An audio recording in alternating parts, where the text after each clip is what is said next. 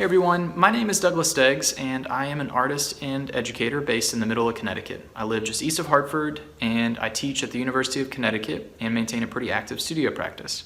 Part of that studio practice is up in the PrattMWP Gallery right now. There's a two-person show up and Mary Kate Mayer is the other artist.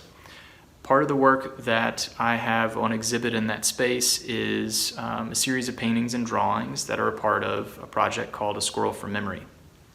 And in broad strokes, that project is about family and landscape and longing and experiencing disconnect and also contemplating failure, you know, like my inability to stay connected, my inability to maintain certain relationships. So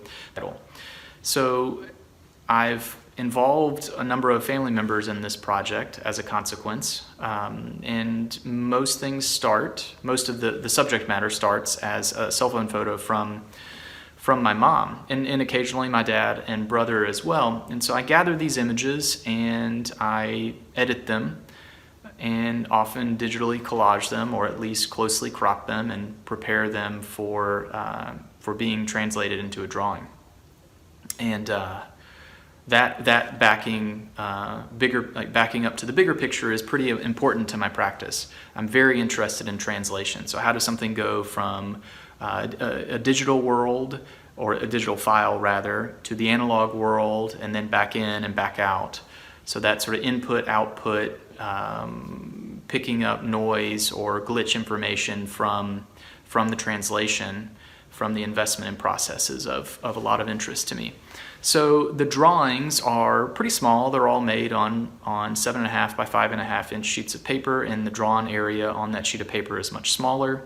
The drawings are quite time intensive. They're kind of labor intensive by design, and they're pretty truthful, whatever that means. They're fairly full representations of the photographic source material. So they are my way of really studying that photographic material, sitting with how it got to me over an extended period of time. It's also a way for me to study the composition, study the forms and shapes, and I guess just formal elements in general that appear in the imagery and comprise the subject matter I want to bring to the paintings. The paintings themselves, frankly, all by comparison read like studies. So briefly I'll say a little bit about why that's important to the work and important to me. I'm also not only interested in process, I'm also interested in history. And so part of what I think about in my studio practice is the historical function of drawing. So we all know that function of drawing. We know architectural blueprints. We know drawings as a means to build a building, right? We also know drawing as a means to think through what's going to happen in a larger object, and that larger object might be a sculpture, it might be a car, it might be a painting. And so one of the things that I'm interested in engaging is that history, but from the opposite side of that conversation. So the drawings, as I've mentioned, are more labor intensive, and they reflect a closeness to the subject matter. So both in terms of giving literal energy to an object, they also speak to subject matter most clearly. So they're sort of declarative in that way. The paintings, on the other hand, are the exact opposite. They are, like I said, they read like studies. They're about moving very quickly through an image, solving something in as few moves as possible. And often the paintings are improvisational when it comes to color, but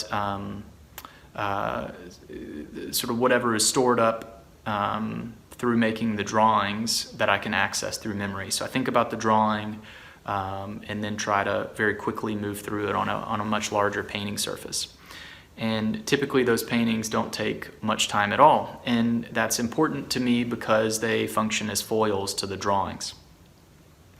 So what I love about working in this fashion is that the intenseness of one element of the practice sort of undoes the quickness of the other side of the practice. So I'm interested in having sort of disparate levels of concern and expectation for and of the art object across my practice. And that, to me, is interesting when it comes time for an exhibition, because then I can put up a drawing near a painting and at a glance possibly they look like they're made by two different people. That's of interest to me. But more than that, what I'm interested in is if you've taken the time to spend a little bit of time to digest the work, you've taken note that I did in fact make both of these things, and they are very different from one another. And I think because of their close proximity and often their pairings, they ask for a kind of leveling or averaging exercise to be I guess, conducted by the viewer.